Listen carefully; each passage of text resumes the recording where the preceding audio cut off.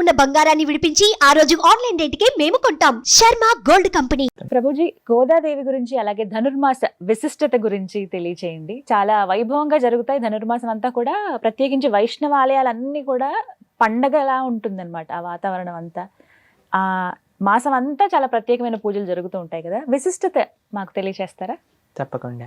శ్రీ విష్ణు చిత్త కులనందన కల్పవల్లి శ్రీరంగరాజ హరిచందన యోగదృశ్యాం సాక్షాత్ క్షమా కరుణయా కమలాభినాన్యాం గోధామనన్య శరణం ప్రబద్ధే.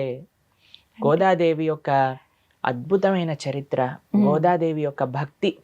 కర్కటే పూర్వ ఫాల్గుణ్యాం తులసీ కాననోద్భవాం పాండ్యే విశ్వాంబరాం గోదాం వందే శ్రీరంగనాయకి అని అంటారు.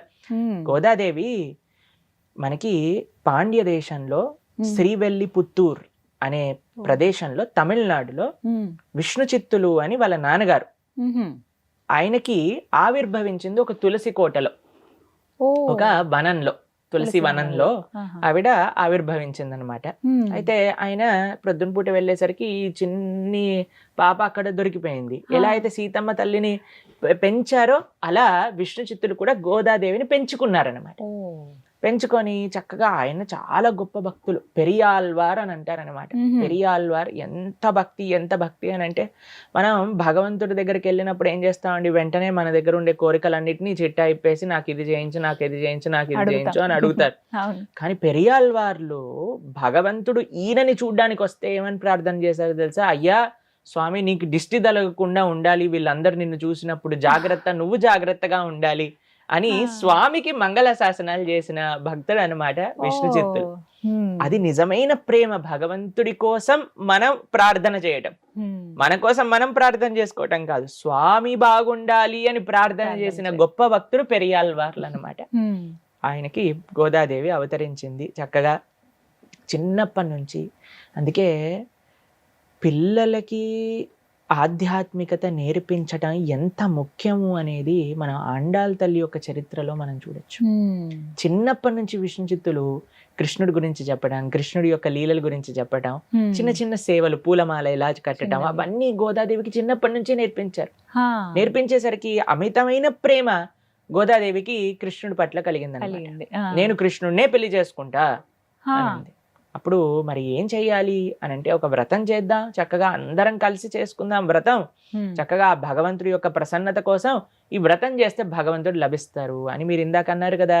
ధనుర్మాస వ్రతము అని అంటారు, తిరుప్పావై వ్రతం అని కూడా మనం పిలుచుకుంటారనమాట. 30 రోజులు 30 పాసురాలు అనుసంధానం చేస్తూ ఉంటారనమాట. అవి తమిళంలో ఉంటాయి.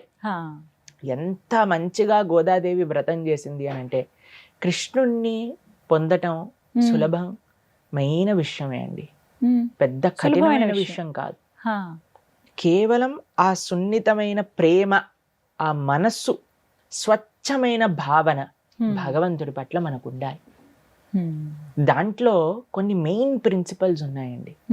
ఒకటి నామ సంకీర్తన, 2 భగవద్భక్తుల యొక్క సాంగత్యంలో మనం ఉండటం, 3వది మన గురువులు ఆచార్యులు చెప్పిన విషయాలను చక్కగా శ్రవణం చేస్తూ వాళ్ళు చెప్పినట్టుగా మన జీవితాన్ని మలుచుకోవటం.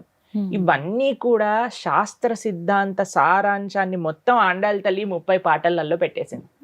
చక్కగా వాళ్ళ స్నేహితులందరితో ప్రతిరోజు ఆలయానికి వెళ్ళి స్వామి సేవ చేసుకుంటూ, మనం చూస్తాం ఒక ఫోటోలో గోదాదేవి ఇలా మాల కట్టుకొని ఇలా అద్దం ముందు నించొని చూసుకుంటూ ఉంటారు. ఎందుకు అని అంటే, ఈ స్వామికి నేను ఈ మాల కట్టాను, ఎంత బాగుంటుందా, ఎక్కడైనా గుచ్చుకుంటుందా లేదా, ఎలా ఉంది కలర్ కాంబినేషన్ అని ఆవిడ వేసుకొని తీసి స్వామికి సమర్పణ చేసేవాళ్ళు. కొన్నిసార్లు అండి మనం సేవ చేసేటప్పుడు, అరే భగవంతుడే కదా అని మనం పూలు ఇలా వేసేస్తూ ఉంటాం, లేదా ఏదన్నా నైవేద్యం చేసినప్పుడు సరే మనం ఏమి అంత పట్టించుకోం. అరే దేవుడు తిన్నాక అప్పుడు మనం చూద్దాంలే, దాని తర్వాత మనం టేస్ట్ చూసి ఉప్పు తక్కువైంది, తాలింపు వేయలేదు, అవన్నీ వేసేసి మనం అందరికి బాగా ఫస్ట్ క్లాస్ పెడతాం.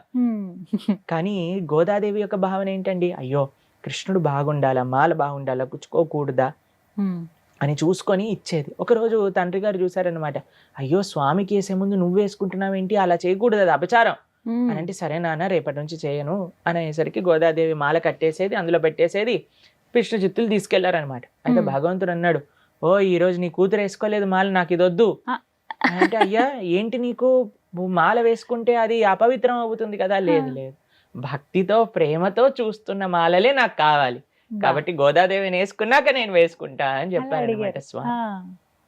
భగవంతుడు అండి, భగవంతుడికి అవసరమైనది వస్తువు కాదు, భగవంతుడికి అవసరమైనది భావన, భగవంతుడికి అవసరమైనది ప్రేమ. హిందీలో అంటారనమాట, భగవాన్ ప్రేమ్ కే బూకే హే అని అంటారు. ఆయనకి ఆకలి దేనికోసం అని అంటే మన ప్రేమ ఆయన వేచి చూస్తూ ఉంటానన్నమాట. ఎందుకండి ఆయనకి ప్రేమ లేదా అని అంటే కాదు, ఆయనని ప్రేమిస్తే మనం తరిస్తాం కాబట్టి. అసలు గోదాదేవి వారి జన్మకు కారణం ఏంటండి?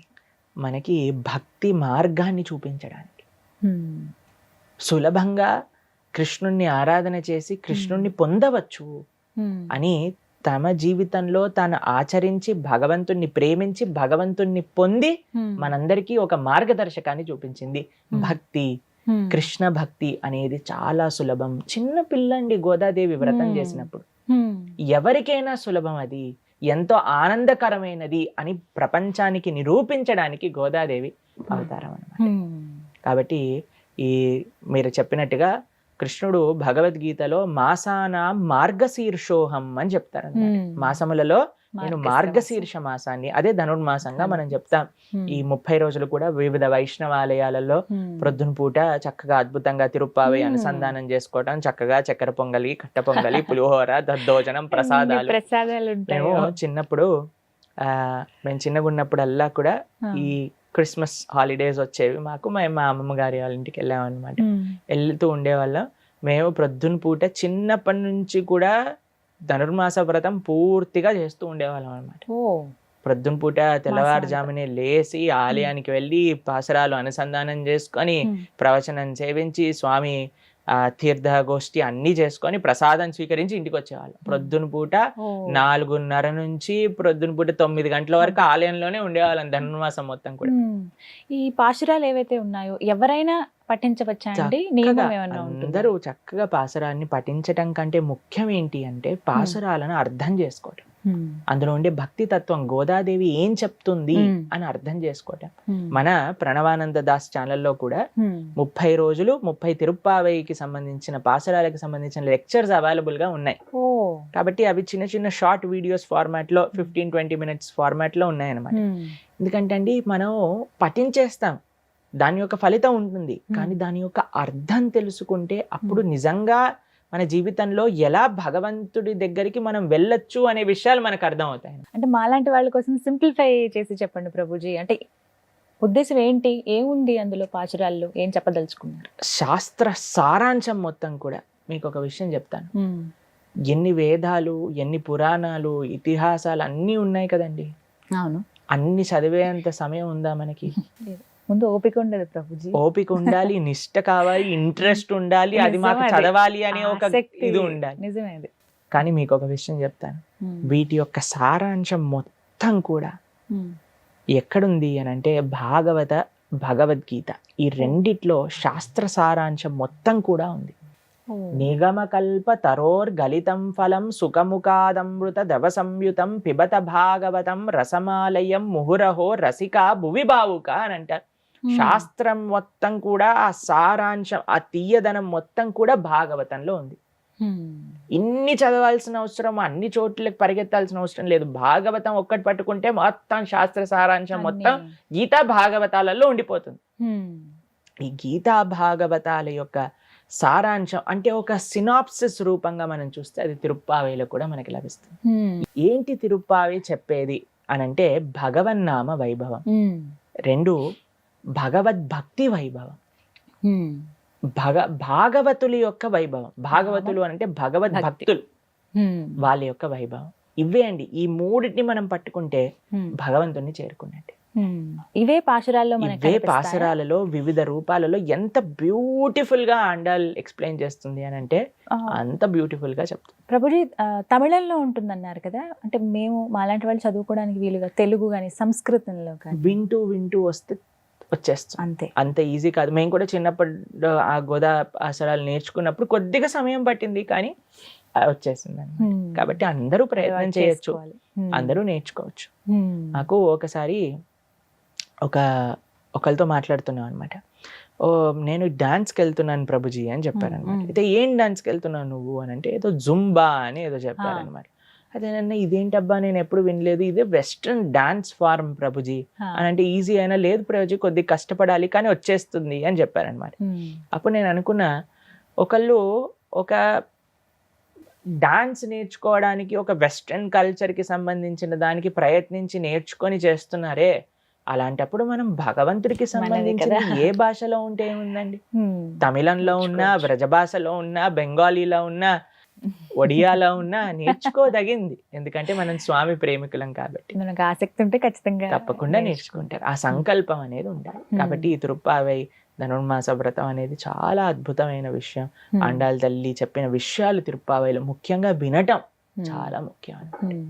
ఏ సమయంలోనైనా ఇలా మేము ఆడియో పెట్టుకుని వినొచ్చు, తప్పకుండా వినొచ్చు. ఈ ధనుర్మాసంలో చక్కగా మనం భగవంతుడి యొక్క ఆరాధన విశేషంగా చక్కటి నియమాలను పాటిస్తూ మంచిగా స్వామి దగ్గరికి వెళ్ళే మాసాలు ఈ కార్తీక మాసం, ఇటు ధనుర్మాసం. ఈ రెండు కూడా కృష్ణుడికి ఎంతో ప్రీతికరమైనవి అన్నమాట. ఈ రెండు మాసాలు కూడా మనం చాలా బ్రహ్మాండంగా కాన్షియస్ గా ఉంటే ఇయర్ అంతా కూడా ఆ కాన్షియస్నెస్ మనకి ముందుకెళ్ళడానికి యూస్ఫుల్ గా ఉంటుంది. న్యూ ఇయర్ లాంటి డిస్ట్రాక్షన్స్ మనం పక్కన పెట్టి మనం ధనుర్మాసం పైన ఫోకస్ చేస్తే అప్పుడు ఖచ్చితంగా బాగుంటుంది అంటారు.